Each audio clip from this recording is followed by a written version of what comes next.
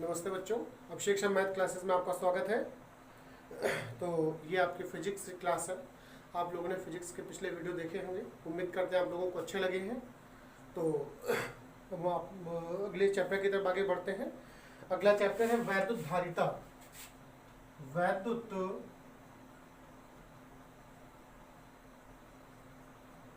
धारिता, वैद्युत धारिता ये चैप्टर है।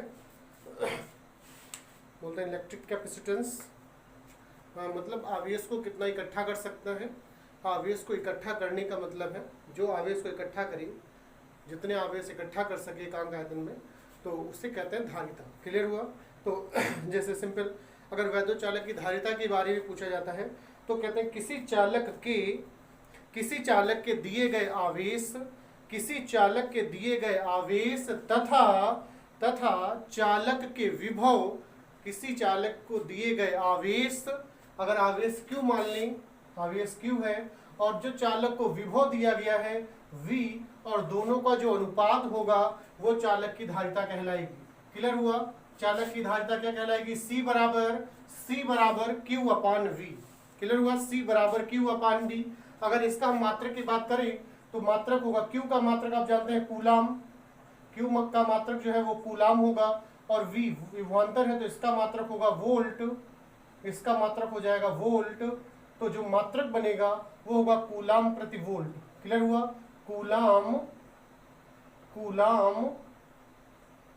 प्रति वोल्ट, कूलाम प्रति वोल्ट, कूलाम प्रति वोल्ट, या फिर धारिता का मात्रक फैरड होता है, फैरड। क्लियर हुआ? फैरड याद हो गया जाएगा, कूलाम प्रति वोल्ट अथवा फैरड होगा धारिता का मात्रक। अगर यहाँ पर इसके विमा की बात करें तो अगर विमा की बात करें, इसकी विमा भी पूछ देता है कि वैद्युत चालक की धारिता की विमा क्या होगी। तो अगर विमा की बात करें तो इसी हम सूत्र से आगे बढ़ते हैं। आप जानते हैं एक फार्मूला होता है V बराबर W बटा Q। V बराबर W बटा Q आपने पढ़ा, पिछले चैप्टर में पढ़ा हुआ है।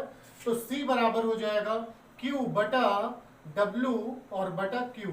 तो ये Q पलट के ऊपर चला जाएगा तो हो जाएगा C बराबर Q स्क्वायर बटा W। क्लियर हुआ? सूत्र बना C बराबर Q स्क्वायर बटा W। अगर आप लोगों को कोई दिक्कत लग रही है तो आप हमसे ऑफलाइन भी संपर्क कर सकते हैं।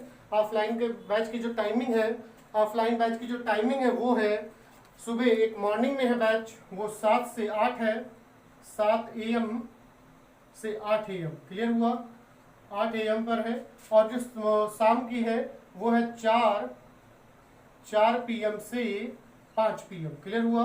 ये फिजिक्स के टाइमिंग की बैच है, ये फिजिक्स बैच की टाइमिंग है। और वैसे मैथ की जो बैचेस चल रहे हैं वो 8 से 9 मॉर्निंग में है सुबह, ये सब AM के हैं 8 से 9। और जो शाम को फिजिक्स जो मैथ का है वो 5 से 6 है, 5 से 6 PM पे मैथ का बैच है।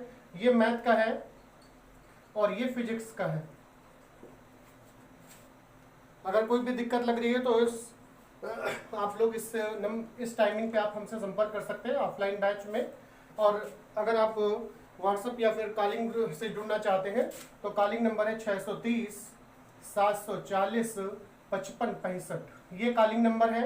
और व्हाट्सएप नंबर है 77 86 042 और 999। क्लियर हुआ? ये व्हाट्सएप नंबर है, ये व्हाट्सएप नंबर है और ये कॉलिंग नंबर है। तो आप इस माध्यम से भी हमसे संपर्क कर सकते हैं अगर किसी चीज़ की दिक्कत आ रही है तो फिर तो। और पिछले वीडियो आप लोगों ने देखे तो उम्मीद करते हैं आप लोगों को अच्छे लगे हुए, तो लाइक शेयर जरूर करते रहें, कमेंट करके जो बताएं वीडियो कैसा लग रहा है। तो कमेंट करके जो बताते रहे वीडियो कैसा लग रहा है। और जिन लोगों ने चैनल को सब्सक्राइब नहीं किया है वो चैनल को सब्सक्राइब कर लें। तो हम बात कर रहे थे यहाँ पर वैद्युत धारिता की विमा की। तो जो सूत्र हमारा बन गया है C बराबर Q स्क्वायर अपान W। तो आप जानते हैं Q की विमा, Q बराबर होता है IT, Q बराबर होता है IT। अगर आपको विमा नहीं याद है तो आप छोटे छोटे फार्मूलों से विमा निकाल सकते हैं। Q बराबर IT होता है तो I की जो विमा होगी वो लिखते हैं A, और T की जो विमा है समय की वो T रहती है। तो इस प्रकार से अगर Q की विमा की बात करें, Q की विमा जो है वो हो जाएगी 80। क्लियर हुआ। अगर W की बात करें और कार्य की विमा कोई बात नहीं, याद नहीं है कोई बात नहीं, W बराबर F इंटू डी होता है, पढ़ा है आप लोगों ने। कार्य बराबर बल इंटू विस्थापन, कोई बात नहीं अगर इससे भी नहीं याद रखे तो W बराबर आपने एक फॉर्मूला पढ़ा होगा mgh, सिंपल mgh। वैसे अगर देखें तो mg जो है ये F बल है, भार इसे कहते हैं, बल है ये, और h जो है ये दूरी है, तो इसी को F इंटू डी भी कहते हैं, बात एक ही हुई। क्लियर हुआ, ये दोनों सेम राशियों पे ही बनेंगे। तो W बराबर mgh याद रहेगा, W बराबर mgh। तो m क्या है, द्रव्यमान, तो द्रव्यमान की विमा होती है m, और g गुरुत्वीय त्वरण है, गुरुत्वीय त्वरण हो या सिंपल त्वरण हो, विमा उसकी LT-2 होती है, और इंटू h एक तरह से दूरी है तो दूरी की विमा L हो जाएगी। तो इस प्रकार से जो कार्य की विमा होती है ml² T-2 होगी। अगर हम इन्हीं विमाओं को यहाँ पर लगाएं तो यहाँ पर क्या लिखेंगे, C की विमा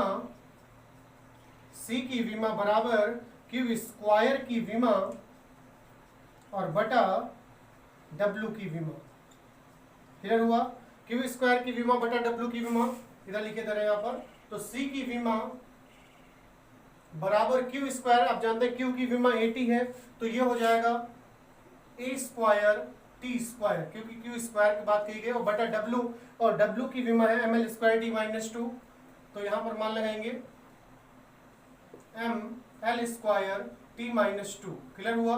तो अगर हम इसे लिखें तो m ऊपर जाएगा, तो m की घात कुछ नहीं तो 1 यहाँ पर है, तो हो जाएगा m की घात -1, l को ऊपर ले लें तो l की घात -2, चूंकि a ऊपर पहले से A² और t की घात t की घात +4 होगी, -2 ऊपर जाएगा +2 हो जाएगा, और 2 जुड़ जाएंगे तो 4 हो जाएगी।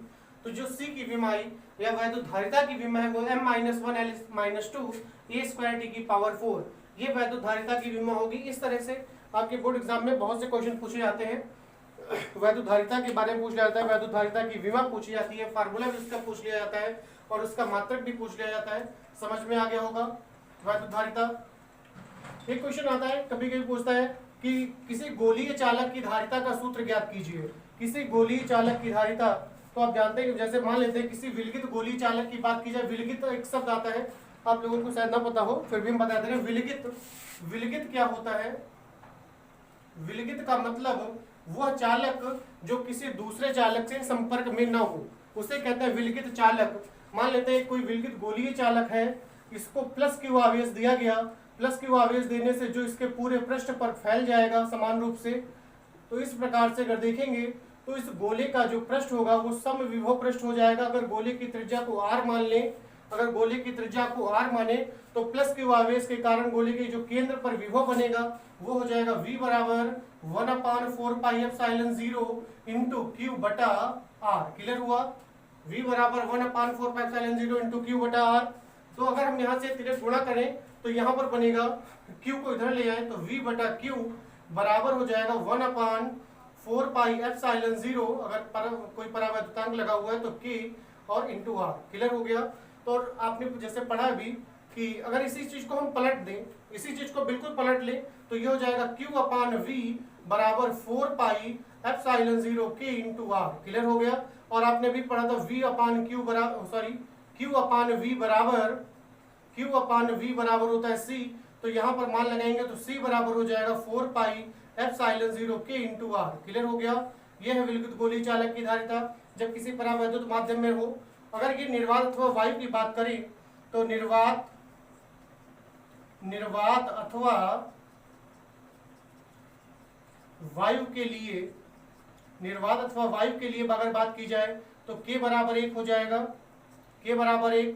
तो इस कंडीशन के हिसाब से निर्वात के लिए हम अगर C0 मान लें कि निर्वात अथवा वायु में जो धारिता है वो C0 है, तो C0 बराबर होगा 4πε0 R। क्लियर हो गया, ये निर्वात अथवा वायु में है। अगर दोनों को हम भाग कर दें, दोनों को भाग करें मतलब C बटा C0 निकालें तो ये हो जाएगा 4πε0 K इंटू R और बटा 4πε0 R। तो R और R कट जाएगा, 4πε0 कट जाएगा, मतलब C बटा C0 बराबर K हो जाएगा। क्लियर हुआ। तो C बराबर K इंटू C0, मतलब इसका क्या हुआ कि किसी विलगित गोलीय चालक की धारिता जो निर्वात में होगी उसकी के गुना परावैद्युत माध्यम में हो जाएगी। क्लियर हो गया? परावैद्युत माध्यम में के गुना हो जाएगी। ये विलगित गोलीय चालक की धारिता का फार्मूला था। कभी कभी पूछता है किसी आवेशित चालक की धारिता के लिए जो स्थितिज ऊर्जा है, स्थिर ऊर्जा की बात करें तो स्थिर ऊर्जा के लिए फार्मूला होता है U बराबर 1/2 CV²। U बराबर 1/2 CV²। स्थिर ऊर्जा के लिए फार्मूला है, इसका व्यंजक नहीं पूछते हैं, न्यूमेरिकल इस पे आता है। तो U बराबर 1/2 CV²। क्लियर हो गया? ये होता है स्थिर ऊर्जा का फॉर्मूला। अगर यहाँ पर हम बात करें, ये अगर देखें तो ये स्थिर ऊर्जा जो है वो धारिता और विभवांतर के पदों में है। क्लियर हुआ? धारिता और विभवांतर। अभी जैसा आपने पढ़ा कि C बराबर Q/V, तो अगर हम C की जगह पर Q/V लगाएं तो ये बनेगा U बराबर 1/2, C की जगह पर हो जाएगा Q/V इंटू V², एक V कट जाएगा, या U बराबर 1/2 QV। एक ये हो जाएगा फॉर्मूला। अगर इसी प्रकार से अब ये अगर देखा जाए, इसी ऊर्जा जो है ये आवेश और विभवांतर के पदों में है। अगर हम धारिता और आवेश के पदों में निकालना चाहें तो इसी फॉर्मूले से आगे बढ़ें तो V बराबर होगा Q/C। क्लियर हो गया? V बराबर Q/C, और V की जगह पर हम मान लगाए तो U बराबर बनेगा 1/2 C इंटू Q²/C², एक C कट जाएगा, तो U बराबर 1/2 Q²/C। एक ये इस ऊर्जा का फॉर्मूला हो जाएगा। क्योंकि ये ऊर्जा है तो इसका मात्रक जूल होगा। क्लियर हो गया? नोट करते रहे फटाफट।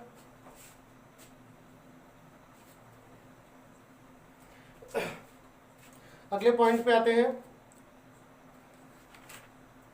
अगले पॉइंट पे आते हैं, समांतर प्लेट संधारित्र की धारिता। समांतर प्लेट संधारित्र की धारिता, समांतर प्लेट संधारित्र की धारिता के लिए व्यंजक स्थापित कीजिए। क्वेश्चन पूछता है समांतर प्लेट संधारित्र की धारिता के लिए व्यंजक स्थापित कीजिए।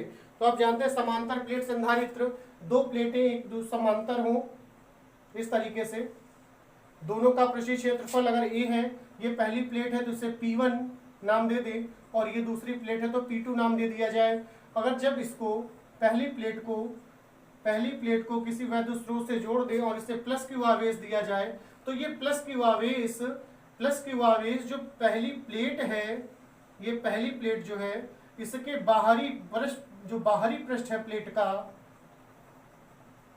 जो प्लेट का बाहरी पृष्ठ है इस पर प्लस क्यू आवेश उत्पन्न हो जाएगा। क्लियर हो गया?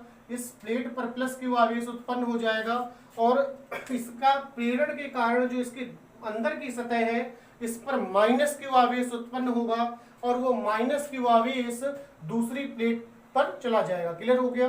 तो इस प्रकार से जब पहली प्लेट पर आवेश बचेगा वो केवल पॉजिटिव आवेश बचेगा, प्लस आवेश बचेगा। क्लियर हुआ? वही जब दूसरी प्लेट की बात करें, दूसरी प्लेट पर जो माइनस क्यू आवेश पहुंचा था, तो अंदर वाले सतह पर माइनस क्यू आवेश है, जो अंदर वाली सतह है इस पर माइनस क्यू आवेश है यहाँ पर, तो इसके बाहरी जो सतह है उस पर प्लस क्यू आवेश उत्पन्न होगा। क्योंकि जो दूसरी प्लेट है ये पृथ्वी से जुड़ी होती है, दूसरी प्लेट को पृथ्वी से जोड़ दिया जाता है, दूसरी प्लेट को पृथ्वी से जोड़ दिया जाएगा। क्लियर हुआ? पृथ्वी, तो जो इसका माइनस आवेश है वो सब पृथ्वी में चला, सॉरी बाहरी पृष्ठ का जो प्लस आवेश है वो सब पृथ्वी में चला जाएगा, तो इस पर जो आवेश बचेगा वो केवल माइनस आवेश बचेगा। क्लियर हुआ? इस प्रकार से देखें तो जो पहली प्लेट है उस पर प्लस क्यू आवेश, और जो दूसरी प्लेट है उस पर माइनस क्यू आवेश उत्पन्न हो जाता है। इस पर प्लस क्यू होगा और इस पर माइनस क्यू आवेश उत्पन्न हो जाएगा। तो जो प्रेरण के कारण इसमें बात करते हैं, कुछ इस तरीके से बनाएंगे चित्र को।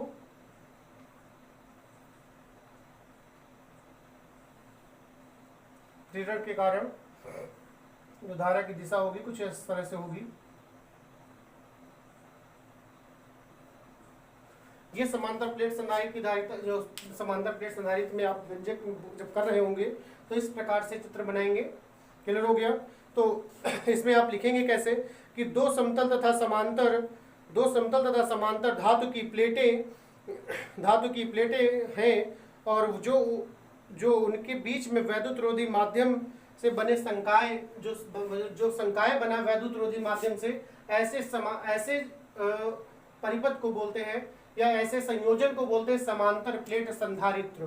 तो जो कहते हैं जब P1 और जब P1 प्लेट को प्लस क्यू आवेश दिया जाता है, P1 प्लेट को जैसा भी हम इसको चित्र बनाते बनाते लैंग्वेज बोल रहे थे, बिल्कुल वैसे ही आपको लिखना है कि जब P1 प्लेट को प्लस क्यू आवेश दिया जाता है तो प्रेरण के कारण पहली प्लेट की अंदर की सतह पर माइनस क्यू आवेश उत्पन्न हो जाता है, तो वो माइनस क्यू आवेश दूसरी प्लेट के अंदर वाली सतह पर पहुंच जाता है, और अंदर वाली सतह पर जब माइनस आवेश हो जाता है तो बाहरी सतह पर प्लस क्यू आवेश होगा, और वही प्लस आवेश पृथ्वी में चला गया। इस प्रकार से पहली प्लेट पर प्लस आवेश और दूसरी प्लेट पर माइनस आवेश उत्पन्न हो जाता है। अगर हम बात करें प्लेटों की जो प्लेटें हैं, प्रत्येक का जो क्षेत्रफल है वो A है। प्लेटों का क्षेत्रफल अगर बात करें A है, और दोनों प्लेटों के जो बीच की दूरी है, दोनों प्लेटों के बीच की दूरी वो D है। क्लियर हुआ? दोनों प्लेटों के बीच की दूरी को D मान लेंगे और प्लेटों का जो क्षेत्रफल होगा उसे A मान लेंगे। तो प्रत्येक प्लेट पर आवेश का जो पृष्ठ घनत्व होगा, प्रत्येक प्लेट पर जो आवेश का पृष्ठ घनत्व होगा वो रो बराबर Q अपान A हो जाएगा। क्लियर हुआ?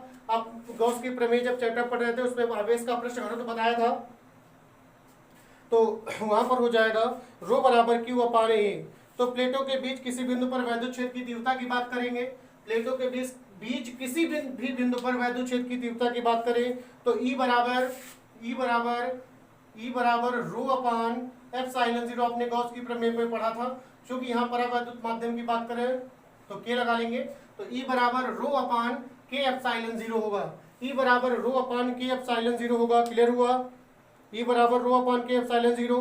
तो यहाँ पर अगर हम रो का मान लगाएंगे तो E बराबर रो अपान रो की जगह पे हमें Q अपान A लगाना है, Q अपान A। तो इस प्रकार से बनेगा फॉर्मूला E बराबर Q upon K epsilon 0 A। E बराबर Q upon K epsilon 0 A हो जाएगा। क्लियर हुआ? तो आप जानते हैं एक फॉर्मूला है E बराबर V अपान D होता है, जैसा कि पिछले एक स्लाइड में पढ़ा था पिछले चैप्टर में कि V बराबर E इंटू डी, V बराबर E इंटू डी होता है। तो उसी प्रकार से E बराबर V अपान डी होगा, E बराबर V अपान डी हो जाएगा। तो E की जगह पर हम मान लगाएंगे, E की जगह पर मान लगाएं तो Q upon K epsilon 0 A बराबर V अपान D। तो हम इन दोनों की प्लेस बदल लें, V को इधर ले आए और K एप्सिलॉन 0 को उधर भेज दें, तो ये हो जाएगा Q अपान V बराबर K epsilon 0 A upon D। Clear हुआ? तो आप जानते हैं Q अपान V जो होता है, Q अपान V बराबर होता है C, और ये हो जाएगा K epsilon 0 A upon D। Clear हो गया? जब प्लेटों के बीच जितना भी स्थान है, प्लेटों के बीच में पूरे भाग में जब परावैद्युत माध्यम भरा होगा तो C बराबर K epsilon 0 A upon D हो जाएगा। मात्रक होगा फैराड। अगर पूरे स्थान में वायु है, कोई परावैद्युत माध्यम ना हो, तो फॉर्मूला बनेगा C बराबर epsilon 0 A upon D। Clear हो गया? फैराड। कभी कभी इसमें पूछता है कि समांतर प्लेट संधारित्र की धारिता को प्रभावित करने वाले कारक, समांतर प्लेट संधारित्र की जो धारिता है उसको प्रभावित करने वाले कारक कौन कौन से हैं। तो आप इसमें देख रहे होंगे, यहाँ पर आइए, ये व्यापक फार्मूला है हमारा, ना कि ये वाला। तो अगर हम इसकी बात करें इस फार्मूले से, तो जो C बराबर लिखा है K epsilon 0 A upon D, तो इसमें K क्या क्या है? ये परावैद्युत माध्यम है, परावैद्युतांक है, क्योंकि एप्सिलॉन 0 जो है ये कांस्टेंट पद है। ये क्या है? ये प्लेटों का क्षेत्रफल है, प्लेटों का क्षेत्रफल। और ये जो D है ये प्लेटों के बीच की दूरी है, बीच की दूरी। तो आप ये देखें जरा कि जो C है, C धारिता, वो K के समानुपाती है, समानुपात K। वैसे C जो है वो समानुपाती है A के, और C समानुपात 1 अपान D के। कहने का मतलब K का मान जितना ज्यादा होगा C का मान भी उतना ही ज्यादा होगा। K का मान कम करते जाइए, C का मान कम हो जाएगा। मतलब परावैद्युत माध्यम रखने से प्लेटों की धारिता, जो समांतर प्लेट संधारित्र की धारिता है वो अधिक हो जाती है। परावैद्युतांक को हटा लीजिए, कम कर लीजिए, तो धारिता कम हो जाती है। वैसे ही अगर प्लेटों का क्षेत्रफल अधिक है तो धारिता अधिक हो जाएगी, प्लेटों का क्षेत्रफल कम होगा तो धारिता भी कम हो जाएगी। तीसरे पॉइंट पे आते हैं सी प्रोपोर्शनल 1/d है, चूंकि डी व्युत्क्रम में है तो प्लेटों की डी का मतलब प्लेटों के बीच की दूरी, प्लेटों के बीच की दूरी को जितना कम करेंगे धारिता उतनी ही अधिक होती जाएगी, और प्लेटों के बीच की दूरी को बढ़ाते जाएंगे तो धारिता कम होती जाएगी। क्लियर हो गया? ये था समांतर प्लेट संधारित्र की धारिता का फार्मूला और समांतर प्लेट संधारित्र की धारिता को प्रभावित करने वाले कारक। क्लियर हो गया? क्लियर हो गया? अच्छा, बात करते हैं संधारित्र को का समायोजन। तो संधारित्र को दो प्रकार से संयोजित किया जाता है। संधारित्र को दो प्रकार से संयोजित किया जाएगा। दो प्रकार से मतलब इस चीज से है, एक होता है श्रेणी क्रम संयोजन और दूसरा होता है समांतर क्रम संयोजन। आपने कक्षा 10 में पढ़ा होगा प्रतिरोधों का संयोजन, उसी प्रकार से यहाँ पर संधारित्रों का संयोजन है। और संधारित्रों का जिस प्रकार से प्रतिरोधों के संयोजन में श्रेणी क्रम संयोजन, श्रेणी क्रम संयोजन और दूसरा है समांतर क्रम संयोजन। श्रेणी क्रम संयोजन और समांतर क्रम संयोजन जिस प्रकार से आप लोगों ने प्रतिरोधों में पढ़ा था, प्रतिरोध में श्रेणी क्रम जो संयोजन था वो R बराबर R1 प्लस R2 और प्लस R3 लिखा जाता था। क्लियर हो गया? वैसे ही समांतर क्रम संयोजन का जब लिखते हैं तो 1/R बराबर 1/R बराबर 1/R1 प्लस 1/R2 और प्लस 1/R3 लिखा जाता है। वैसे ही इसका जस्ट उल्टा लिखेंगे, याद करने में थोड़ी सहूलियत हो जाएगी। श्रेणी क्रम संयोजन लिखेंगे तो C1/C बराबर 1/C1 plus 1/C2 plus 1/C3 होगा, और समांतर क्रम लिखेंगे तो C बराबर C1 plus C2 plus C3 हो जाएगा। क्लियर हो गया? अगर तीन संधारित्र श्रेणी क्रम में जुड़े हैं तो उनका फार्मूला होगा तुल्य धारिता का जो फार्मूला होगा 1/C बराबर 1/C1 plus 1/C2 plus 1/C3 हो जाएगा। और अगर तीनों संधारित्र समांतर क्रम में जुड़े हैं तो उनकी तुल्य धारिता का जो सूत्र होगा C बराबर C1 plus C2 plus C3 हो जाएगा। क्लियर हुआ? तो इससे रिलेटेड कुछ एग्जाम्पल्स ले लेते हैं जिससे थोड़ा सा क्लियर हो जाएगा। जैसे कहा गया है कि तीन संधारित्र जिनमें प्रत्येक की धारिता 3 माइक्रोफैरड है। 3 संधारित्र जिनमें प्रत्येक की धारिता 3 माइक्रोफैरड है। 3 संधारित्र है और तीनों की धारिता 3 माइक्रोफैरड है, मतलब कि C1 बराबर भी 3 माइक्रोफैरड है, C2 बराबर भी 3 माइक्रोफैरड है और C3 बराबर वो भी 3 माइक्रोफैरड है। क्लियर हुआ? और नंबर 1 पॉइंट में कहा गया है कि उन्हें श्रेणी क्रम, नंबर 2 समांतर क्रम में जोड़ने पर तुल्य धारिता क्या होगी? जब तीनों को श्रेणी क्रम में जोड़ेंगे, श्रेणी क्रम में जोड़ने पर तो फॉर्मूला बनता है 1/C बराबर 1/C1 plus 1/C2 plus 1/C3। तो ये हो जाएगा 1/C बराबर 1/3 प्लस 1/3 प्लस 1/3। क्लियर होगा? तो 1/C बराबर हो जाएगा 3/3, तो C बराबर भी होगा 3/3 और कट जाएगा, बराबर आएगा 1 माइक्रोफैरड म्यू F। उसी प्रकार नंबर 2 पॉइंट पर बात करेंगे कि समांतर क्रम में जोड़ने पर, समांतर क्रम में जोड़ने पर समांतर क्रम के लिए फॉर्मूला होता है C बराबर C1 plus C2 plus C3। तो C बराबर हो जाएगा 3 प्लस 3 प्लस 3, क्योंकि C1 का मान भी 3, C2 का मान भी 3 और C3 का मान भी 3 है। तो C बराबर हो जाएगा 9 म्यू F। तो मतलब ये हुआ कि अगर हमें धारिता बढ़ानी है तो समांतर क्रम संयोजन में जोड़ेंगे, और अगर धारिता को कम करना है तो श्रेणी क्रम संयोजन में जोड़ा जाएगा। एक क्वेश्चन बहुत इंपॉर्टेंट है, कहा गया दो संधारित्रों की तुल्य धारिता, क्वेश्चन नोट कर दें, समझ में आ जाएगा। कहा गया है दो संधारित्रों की तुल्य धारिता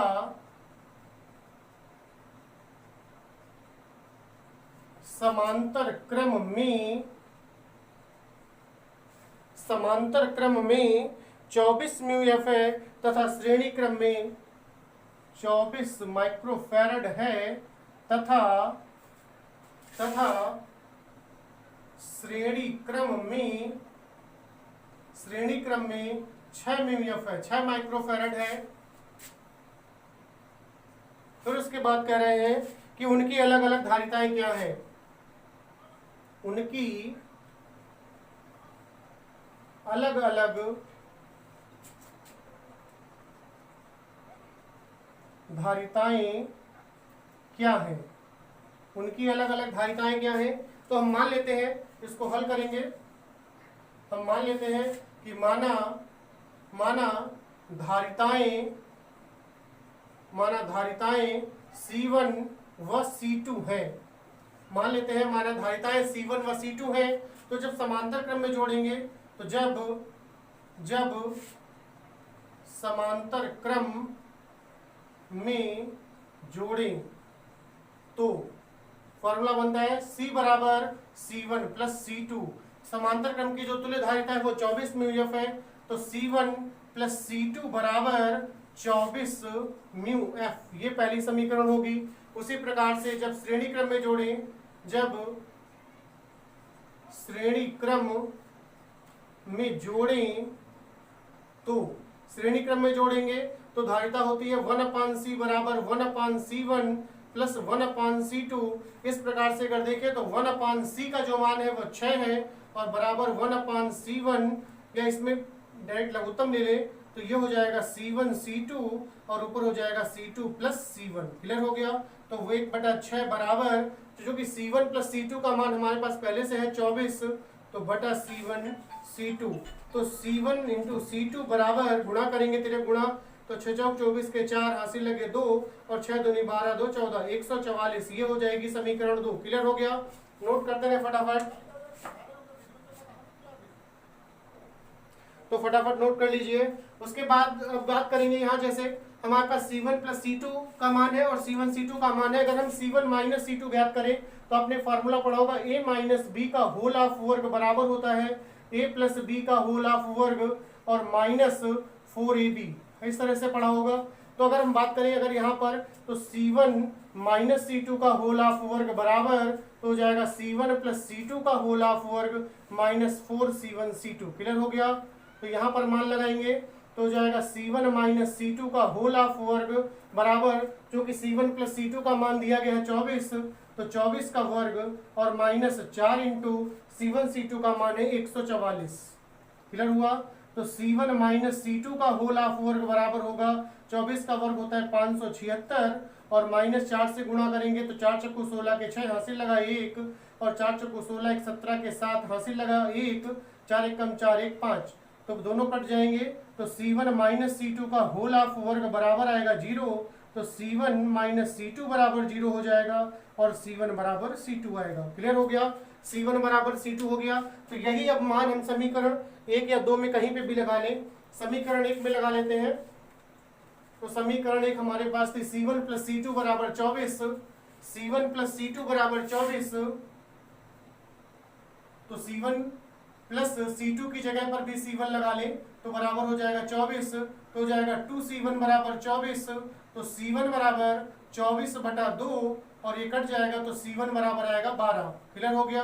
तो चूंकि आप जानते हैं कि C1 बराबर C2 है, तो C1 बराबर C2 बराबर 12, दोनों का मान 12 म्यू एफ होगा। क्लियर हो गया। तो दोनों का मान 12 म्यू एफ हो जाएगा। उम्मीद करते हैं आप लोगों को वीडियो अच्छा लग रहा होगा, समझ में भी आ गया होगा। नोट करते रहे फटाफट और कमेंट करके जरूर बताएं कि आपको वीडियो कैसा लग रहा है, और चैनल को लाइक शेयर जरूर करते रहें। और जिन लोगों ने चैनल को सब्सक्राइब नहीं किया है वो चैनल को सब्सक्राइब कर लें। तो स्वस्थ रहें, मस्त रहें, व्यस्त रहें। धन्यवाद क्लास।